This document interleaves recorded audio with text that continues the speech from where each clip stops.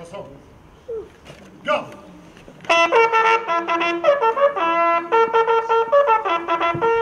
Présentez.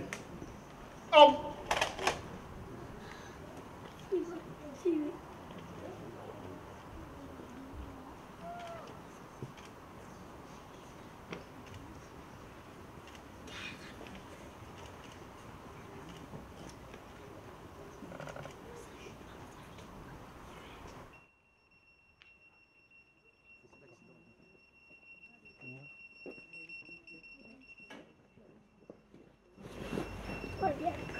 Au drapeau.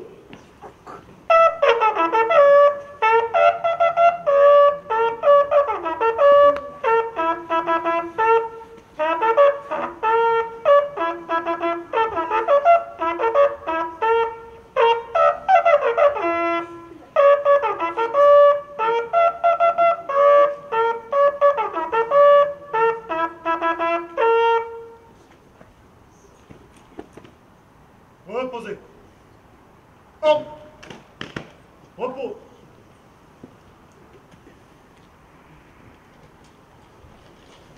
Bonjour.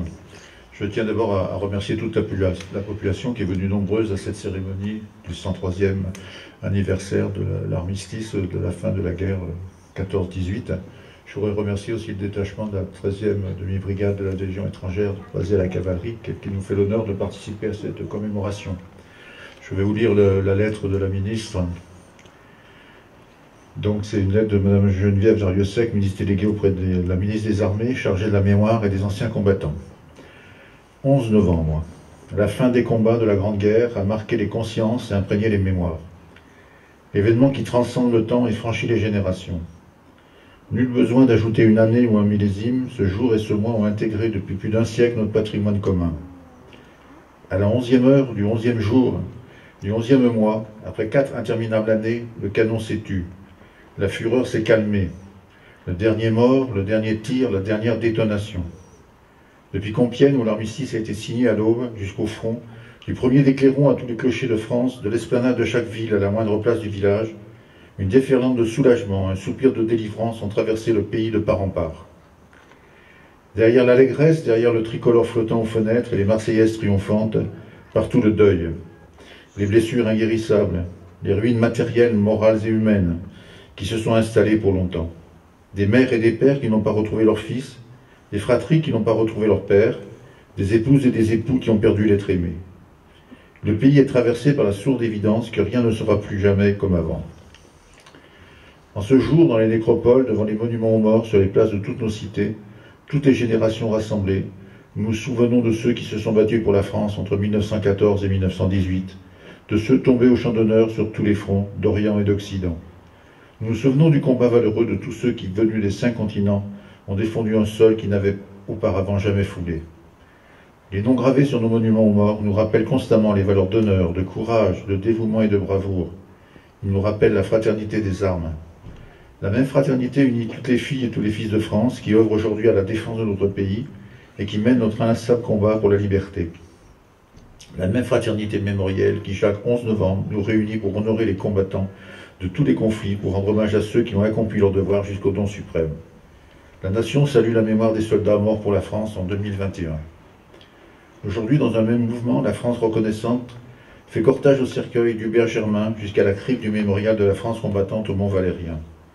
Selon la volonté du général de Gaulle, l'ultime compagnon de la libération y reposera. Dernier dans la mort, parmi les premiers de 1940, Hubert Germain est le porte-étendard des 1038 illustres qui ont tant fait pour l'idéal de liberté et l'esprit français. La flamme des compagnons s'est éteinte, mais nous sommes les dépositaires de ces braises ardentes. Entretenons-les sans cesse, ravivons-les inlassablement, en honorant ceux qui donnent leur vie pour la France, ceux qui la servent avec dévouement et courage. Merci.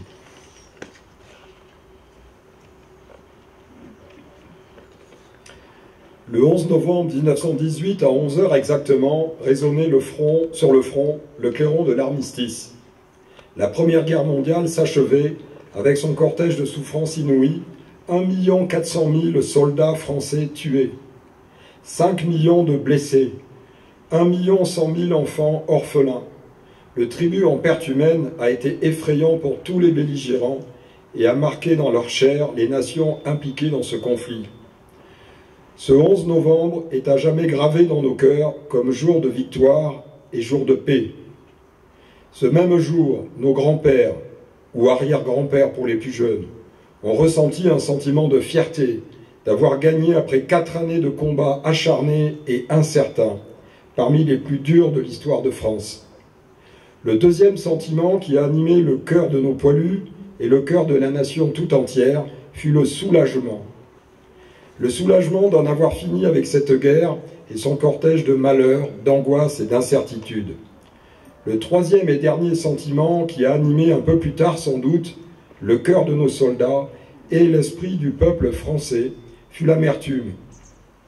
En effet, près d'un quart de la France fut ravagé par les bombardements et devait être reconstruit. La liste des morts et des blessés, déjà évoquée, a laissé une plaie béante dans le cœur et l'âme du pays. Oui, cette victoire fut amère, car elle fut payée au prix fort, et ce jusqu'au dernier moment, en novembre 1918. Actuellement, la France mène un combat contre des forces djihadistes en collaboration avec les pays africains du G5 et l'Union européenne, avec un effectif de 5100 soldats au Sahel et tout particulièrement au Mali. Ce conflit a déjà coûté la vie à 57 de nos soldats, pour qui nous aurons une pensée lors de la sonnerie aux morts.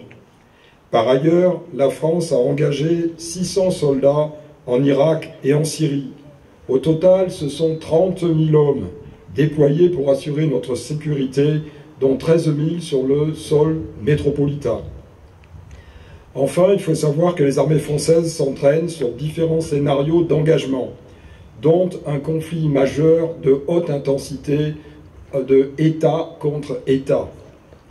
De plus, l'observation des conflits au Moyen-Orient, en Europe de l'Est ou en Asie, démontre que les adversaires potentiels agissent par tiers interposés, en dissimulant leurs intentions, et savent rester sous un certain degré de violence pour éviter toute réaction.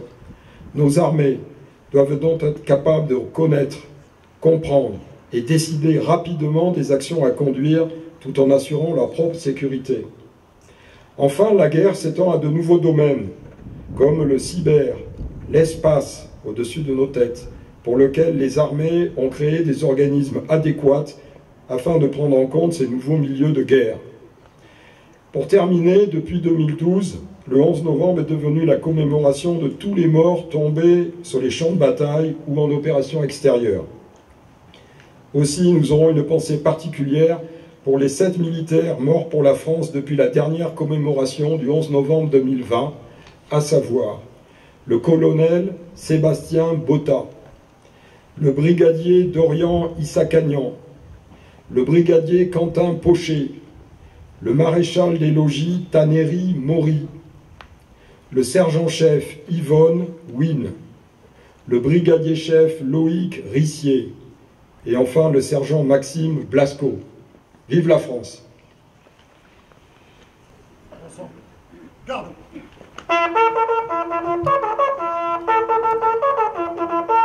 Présentez. Arme.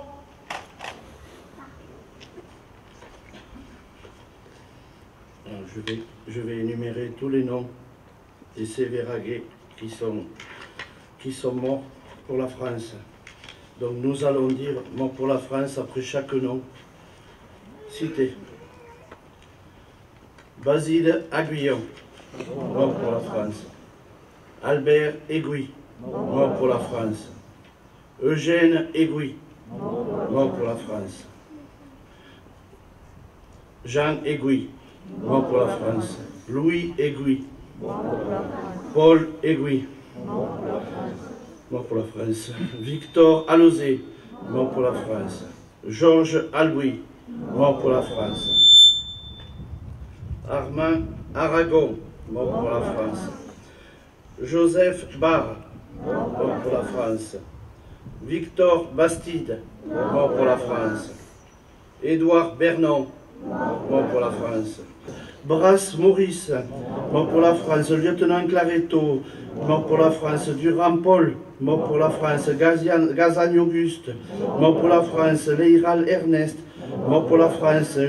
Millot Philémon, mort pour la France. Nourigat Camille, mort pour la France. Portal Clément, mort pour la France. Le commandant René, pour la France. Rougon Louis, mort pour la France. Solignac Casimir, mort pour la France.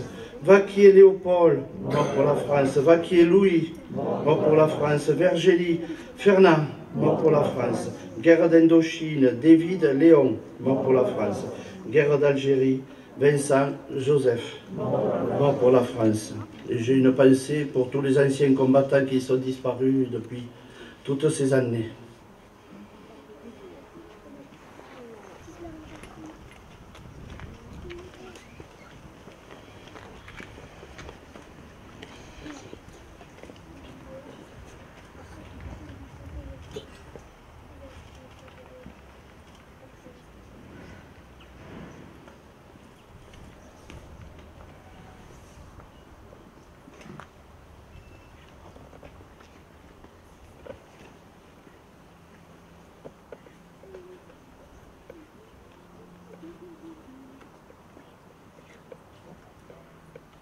Aux morts.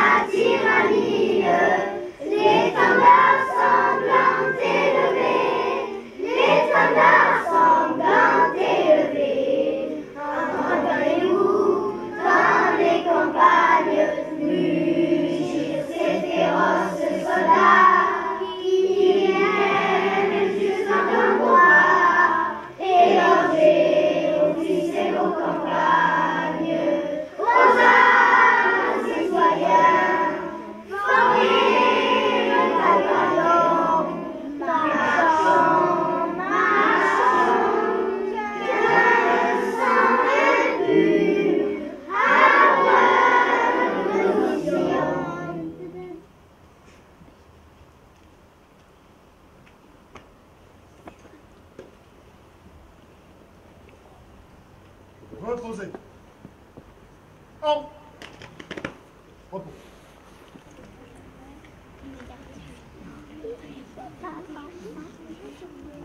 On a chanté.